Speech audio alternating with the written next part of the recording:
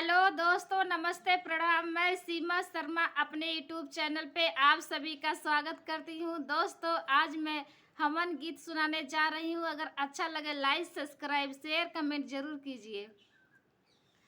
अम्मवा के लकड़ी गैया के घियना है जी। अम्मवा के लकड़ी गैया के घियना।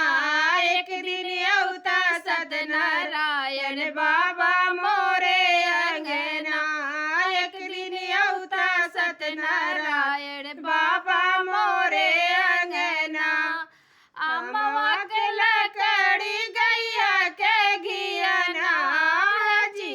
अम्मवा के लकड़ी गैया के घियना। एक दिन अवता सत्यनारायण बाबा मोरे अंगना। एक दिन अवता सत्यनारायण बाबा मोरे अंगना।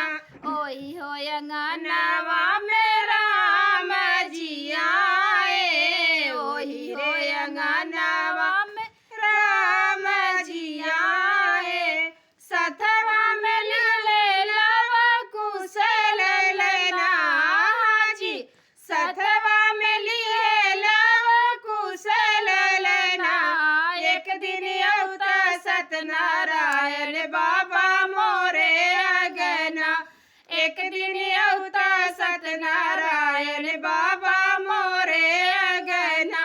अम्मवा के लकड़ी गैया के घियना जी। अम्मवा के लकड़ी गैया के घियना। एक दिन अवता सत्यनारायण बाबा मोरे अंगना। एक दिन अवता सत्यनारायण बाबा मोरे अंगना। ओही रे अंगनावा में ब्रह्मा जी आए। ओही रे अंगनावा में ब्रह्मा जी आए। सतवा में लिए गणपति ललना जी। सतवा में लिए गणपति ललना। एक दिन अवता सत्यनारायण बाबा मोरे अंगना। एक दिन अवता सत्यनारायण बाबा मोरे अंगना। अम्मवा के लकड़ी गैया के घियना जी। अम्मवा के लकड़ी गैया के घियना। एक दिन अवता सत्यनारायण बाबा मोरे अंगना।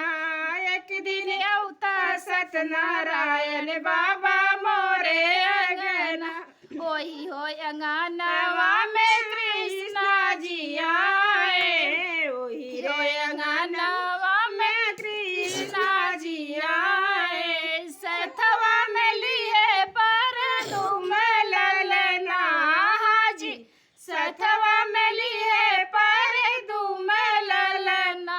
एक दिन अवता सत्यनारायण बाबा मोरे अंगना। एक दिन अवता नारायण सत्यनारायण बाबा मोरे अंगना। एक दिन अवता सत्यनारायण बाबा